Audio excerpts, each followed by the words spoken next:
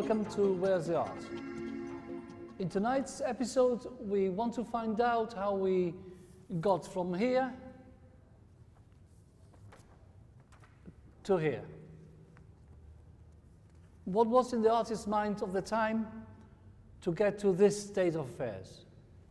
Following from the programs we've done on the local artists, Asaguri, Mifsud and Bakarisas, in the next 4 programs we're going to be looking at the fathers of modern art. We're going to be starting with Monet, the first impressionist painter. But before I do that, I want to have a look at a group called the Barbizon Group, and they were a set of painters, academic painters, who decided to paint in the open air. Koro was their leader, and they decided to take their materials out in the open air, and even though they still worked in academic style, they forsook the comfort of their studios and painted in the open air. They were the forebearers and forefathers of the Impressionists. The first Impressionist painting we're going to look at is Monet, An Impression. Good evening, Leslie. Good evening. Monet, the first Impressionist painter, the Impression. How did he get to this way of working? How do you think that he left, bearing in mind he was academically trained and he forsook his academic training and decided to paint in this manner? I think there was a desire, to capture the, as opposed to a more studied approach in the studio, you want to capture a more immediate setting around him, what his eyes could see. And I suppose it was a question of taking your canvas out there and capturing the moment, which is. But it's a massive change of. It's a huge step, massive sea change from years of training in the academy and in the techniques and in the chiaroscuro, etc., to change so radically into what appears to me a few brushstrokes. Yes.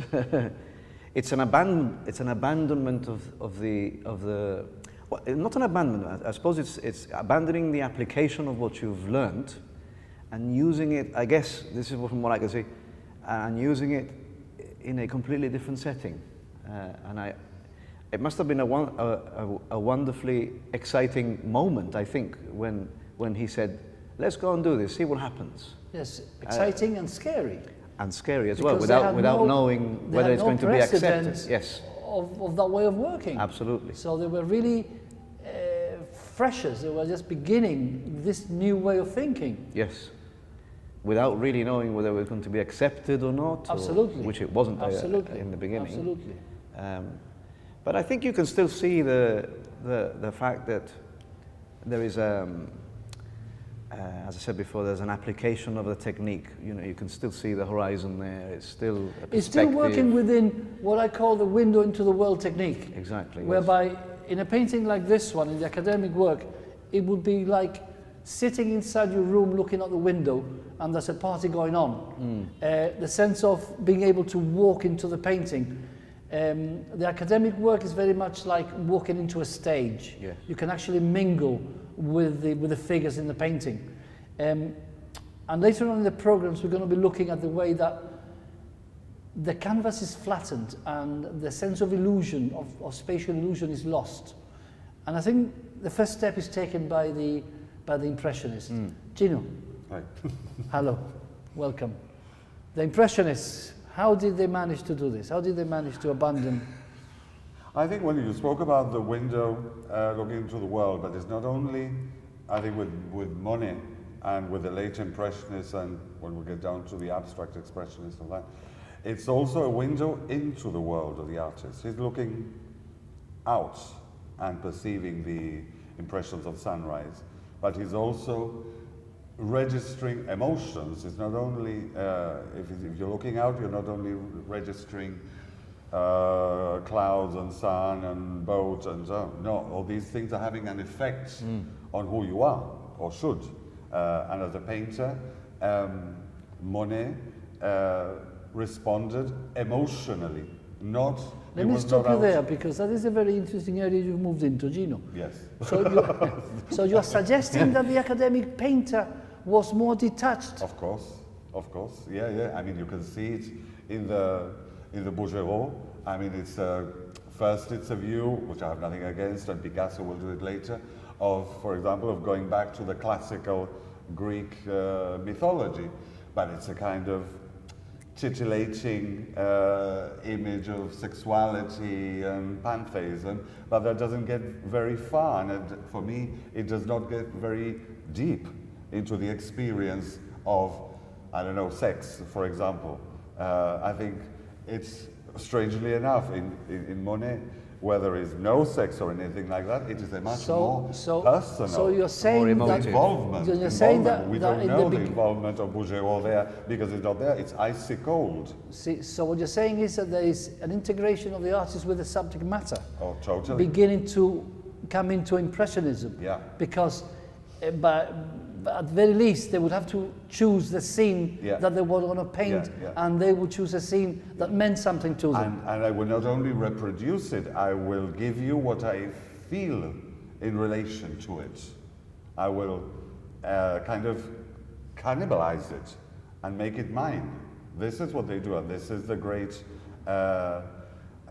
genius of the whole Impressionist movement, in which they transform the whole way of looking and feeling. Okay, let's recapitulate for a moment here, Gino. So what we're looking at is a move away from the impersonal and the purely dramatic and narrative to a personal experience of daily life. Of course. So that is one of the big changes between the academic technique and the modern technique. And of course, so the first move is a move of identity with your subject matter, rather than being something you've read in a book and then made into a painting. Yeah, and also it's an exercise in freedom, and this is something.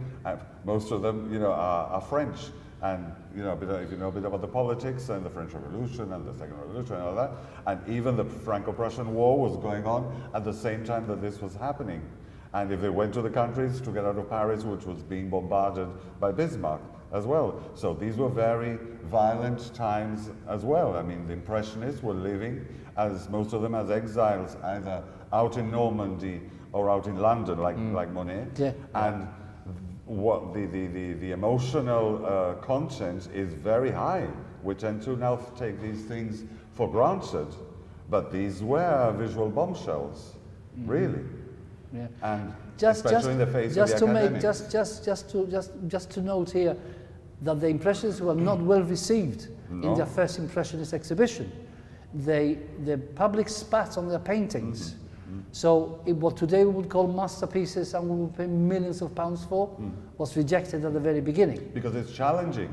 It's challenging. People want why the comfort. Why was it challenging in the light of the academic painters? Because Bouguereau, to a certain extent, and much of the art, offers that security.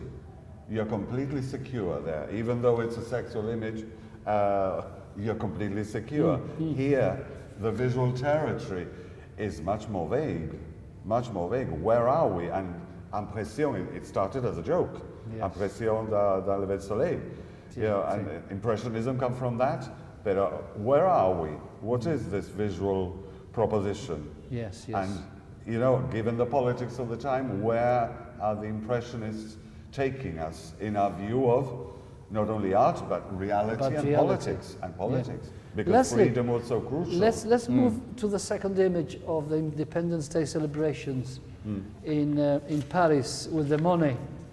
And I think the man now is convinced of his way of working. He started very tentatively with his impressions of the harbour, and now I think he's full force with his impressionist techniques. Leslie, what do you see there? It's a more aggressive. It's a more aggressive approach, isn't it? It might even go back to this political issue at the time. What was happening, but there's physicality about the movement in the it's all pointing to the center, and it's all. All the flag. Actually, it reminds me a bit of a National Day picture. But I was going to say has one that this would have been a typical painting done by the academicians. They would celebrate things like this yeah. in a grand scale. Yeah, but not in that way. But not in this way, no. That's right, but not in this Yeah. way. No. Yeah. So does it matter it's a National Day celebration? Is it important that it's a National Day celebration? Oh, yeah. Or does the mark making in the image tell us another story? Well, I think there's probably two stories going on. No, one is the political thing, and then the other one is on the artistic side, moving in a completely different direction, I would say, with the way that it's being put together and how it's. But it's probably a conjunction between the two, between the politics. The artist is there, and he's looking at the scene, and he's looking at probably what is maybe Bastille Day, again with the connotations Yeah. of that. And again, liberty, equality, and freedom is the slogan, or was the slogan of the French Revolution. Yeah. So he's actually, putting it into practice. Yes. But what Especially does the he liberty see? His side. art, yes. But what is he seeing? The civic celebration, or is he saying colours? Is he I think he's seeing emotion. colours? Is he seeing Emotion. movement? Emotion. Is he seeing the air moving the flags? Is he seeing the hilarity of the people walking the streets? Well, I think he does that very well, doesn't he? He sees the movement, he sees the colour.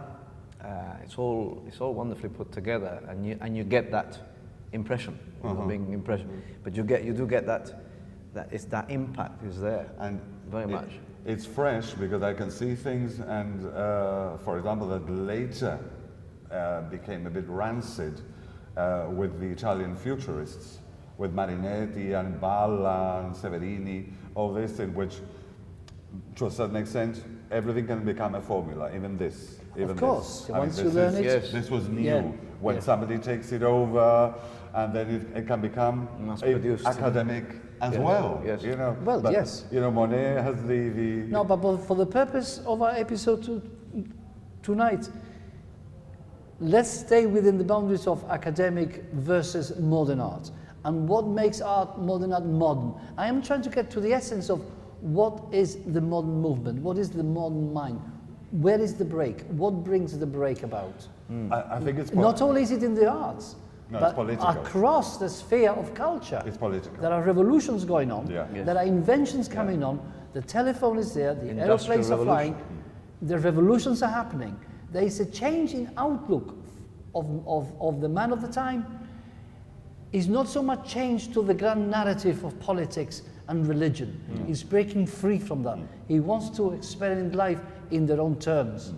Would that be an appropriate synthesis of what is happening at the time? Yeah, it's all And the moving much philosophers, quicker. Yeah. Yes. From Jean-Jacques Rousseau down to people like Tom Paine and the rights of man, Karl Marx as well, the whole socialist Yes. philosophy of Marx and Engels are part of this revolution. There was also a revolution going on in politics, and everything mixes, especially in Paris. So they knew what was happening politically, and they also applied also to their art. Let's break away from the canons of what was before, what they were from the bourgeoisie. Was it because the canons did not fit anymore the modern mind? No. The modern mind was now evolving in such a way. Yeah. We're asking questions Yeah. of the church, we're asking questions of the government, and we're not getting the answers. No. So they had to go and look for their own answers. Well, that was part of, And they- of and the they- whole yes. sphere of And they had- revolution. And they felt they had to express this, didn't they? They felt they had to express in a way that probably the only way that they felt that they could. And that's, by finding a new direction. But always working within the same materials. This is what is wonderful about when we work. We still use the same oil paints, still do, yes. watercolors or charcoal. Pencil. The elements are still the same. It's how we use them and for what and with what intention do we use it. So we're always asking ourselves these same questions. We've got to leave there, gentlemen. We'll be back in a minute. We'll be back in 2 minutes. Thanks for watching.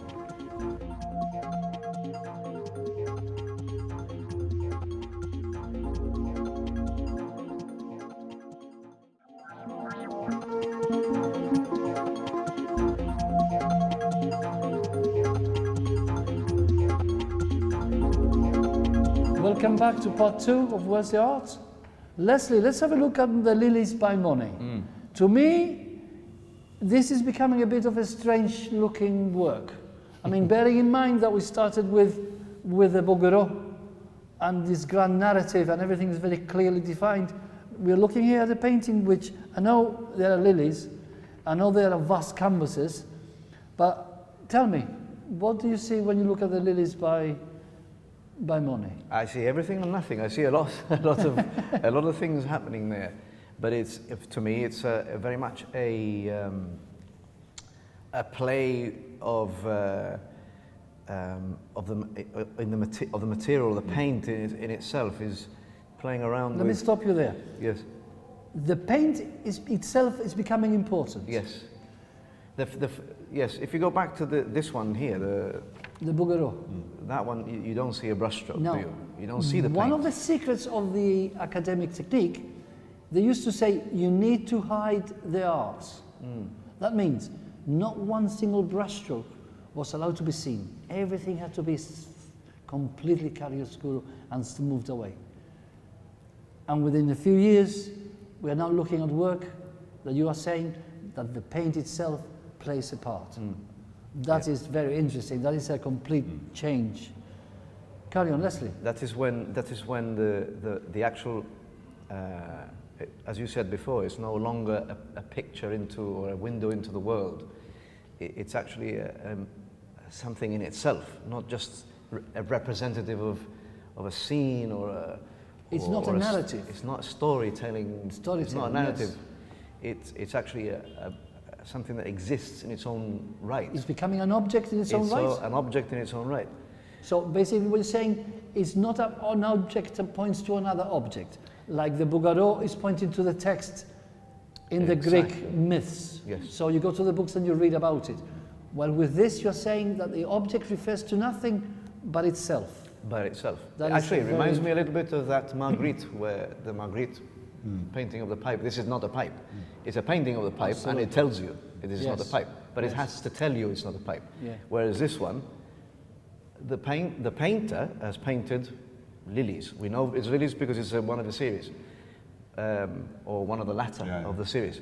But he doesn't care if it doesn't look like a lily. He's applying it's an experimentation. It's a play. He's experiencing. I go back to how I start. He's experiencing the lilies. What are the lilies? Because probably. Can you elaborate a little bit more on the word experiencing the lily? Because in the Bouguereau, I keep on referring back to the academic work, the painter is also experiencing something there.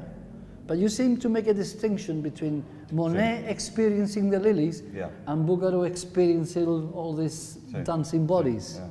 But the experience, the thing is that for me, if I look at the Bouguereau, the territory throughout is safe ground. It's almost like looking at a map of a country, you know, and England, Manchester, blah, blah, blah, blah, blah, blah, blah, blah, blah, blah.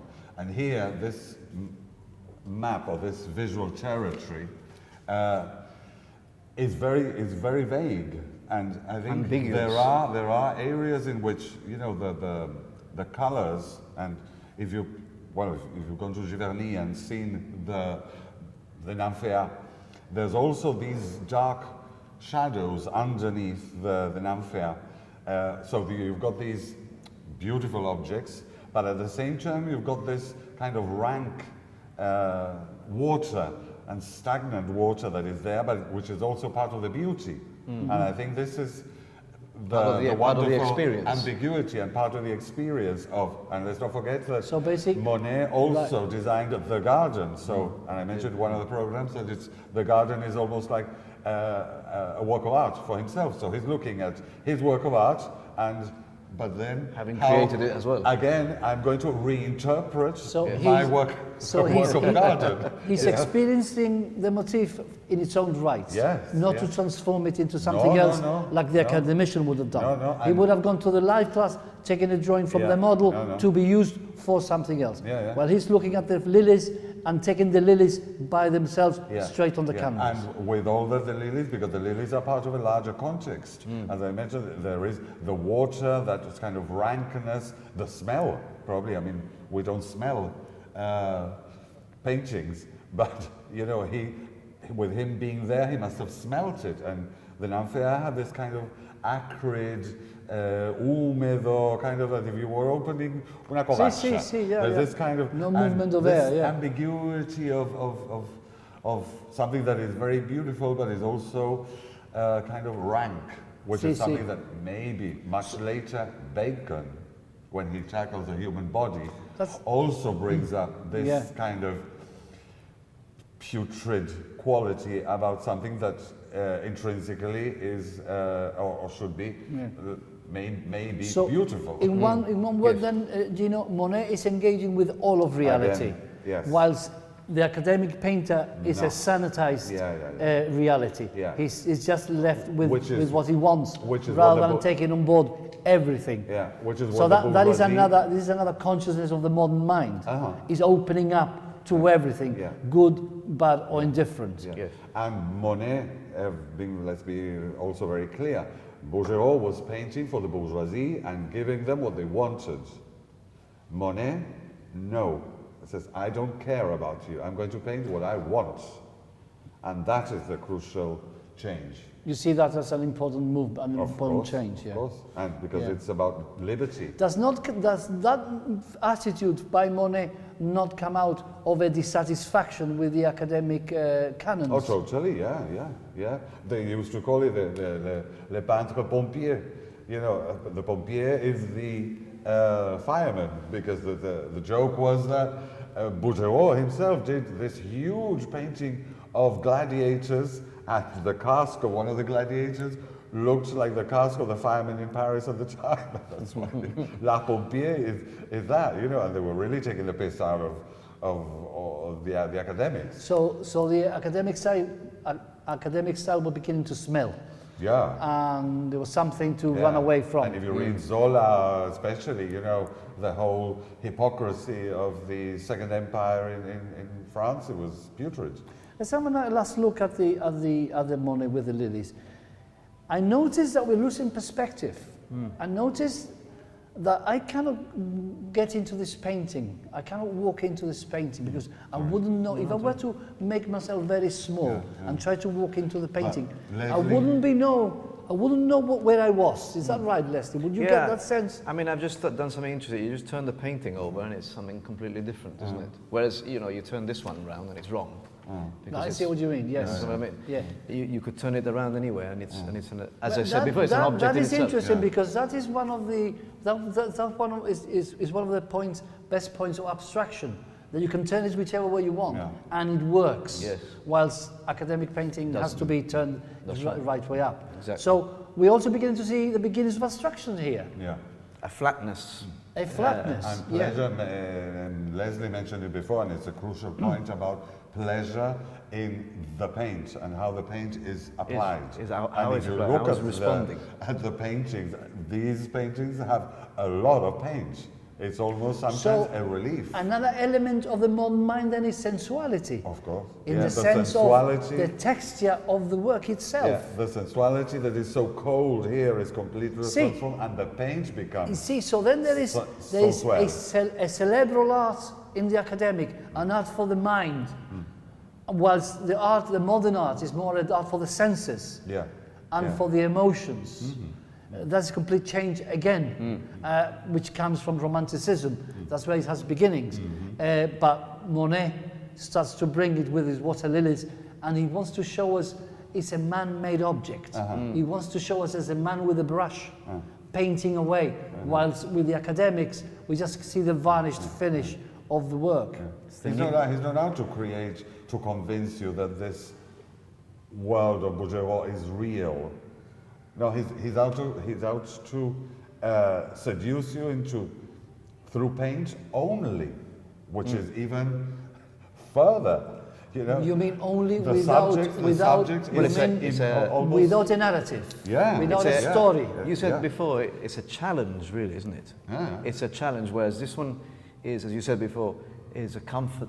You're in the comfort zone. Here is asking people who are looking at this to do something else with their eyes and their minds and their brains, and to say that's fine. You know, this classical is fine. This is also fine. You know what I mean? It's that's another perfectly valid. possibility. Or It's that's another another possibility. possibility. It's somewhere else to go. Yeah, because some of them, I mean, there are Bouguereau to a certain extent, and that kind of clean textures which come from Angre, but which you will see later in, for example, Dali, Yes. Salvador Dali, you know, and if you look at some of those bodies and the way that the paint is applied, you can see it transformed in the Surrealist movement. Yes. But it in another subverts way. it all, doesn't it? It subverts it all with psychoanalysis and the world of dreams. Yeah, yeah. So his metaphors are totally different See? from the metaphors But of the... he explodes, because he starts, and his drawings, his early drawings especially, could almost be by Angre. But he kind of explodes classicism and the classical formulae from the inside as well, but in another way. He says, I'm going to take the piss out of the Bouguereau through surrealism and through people like André Breton and all the ideas of the surrealist movement. And use But the those technique techniques. is almost classical. It's an academic- It's academic completely. technique, yeah. While Monet, through the École de Barbizon and all that, come from Delacroix. Yes. And the fluidity of Gentlemen, Delacroix. it's lovely chatting to you both, but we have to leave it there. So we'll see you again next week, because we're going to continue with the series with Leslie and with yourself, Gino. Okay. So thanks for watching and good night.